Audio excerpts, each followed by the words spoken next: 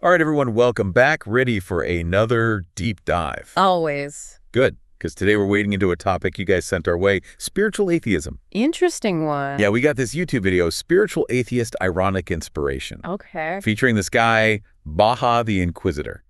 So buckle up. We're going to figure out if you can actually find inspiration in, well, a supposed lack of thought. That's like a challenge. Right.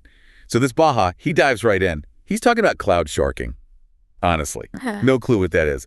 But it's the first day of classes, Omicron's out there, everyone's stressed. Sounds familiar. Right, and he's dropping truth bombs, talking about finding one truth and being, like, base. It's a lot. What's your take on this intro? It's a wild ride for sure, but I think it perfectly captures what a lot of young people are going through. Internet slang, traditional spirituality, everyday anxiety, all mashed together makes it super interesting to unpack. No kidding. And then he gets into this meditation irony. He's saying he gets his best ideas during meditation, which, kind of defeats the purpose of meditating in the first place. It's a classic struggle, though, isn't it? Totally. That longing for peace and quiet when our minds are going a mile a minute, thoughts, ideas, worries, all that stuff never seems to shut off, especially in today's crazy, always connected world. And he actually calls it getting de-inspired, which I kind of love.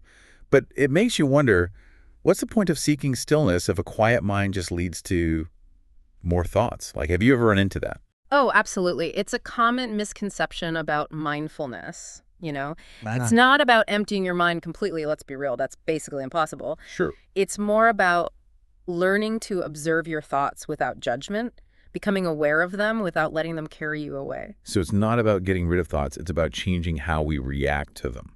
Exactly. And I think Baha's experience, even if he finds it ironic, shows how mindfulness can actually open up space for inspiration to, bubble up to the surface. Think of it like finding a clearing in the middle of a dense forest. Okay, I like that. Right. Suddenly you can breathe, you can see things you couldn't before, new possibilities. Makes sense? But okay, let's get into this whole spiritual atheist thing because, isn't that kind of a contradiction? It does seem that way, doesn't it? But it's an idea that's gaining traction. Basically, it's about finding meaning, like a sense of purpose, but without a traditional religion or even belief in a god. It's about connecting with something bigger than yourself, whatever that looks like for you. Nature, art, human connection, even, like we're seeing with Baha, mindfulness. So for someone like Baha, meditation could be a pathway to that, even if he doesn't see it as connecting to a higher power in the traditional sense. Exactly. It's all about finding what resonates with you, what feels true to your own experiences and beliefs. Wow, okay. This deep dive took us on a journey from cloud sharking, whatever that is, to the nuances of spiritual atheism. Any parting wisdom for our listeners before we wrap up? Even if Baha finds it frustrating, I think his experience shows us that sometimes those aha moments, they pop up when we least expect them. So don't get too caught up in chasing inspiration. Just be present. Be still. No, easier said than done. True. But those thoughts that interrupt your quiet time, those might be the most important ones. Who knows what they could spark? Now that is something to think about.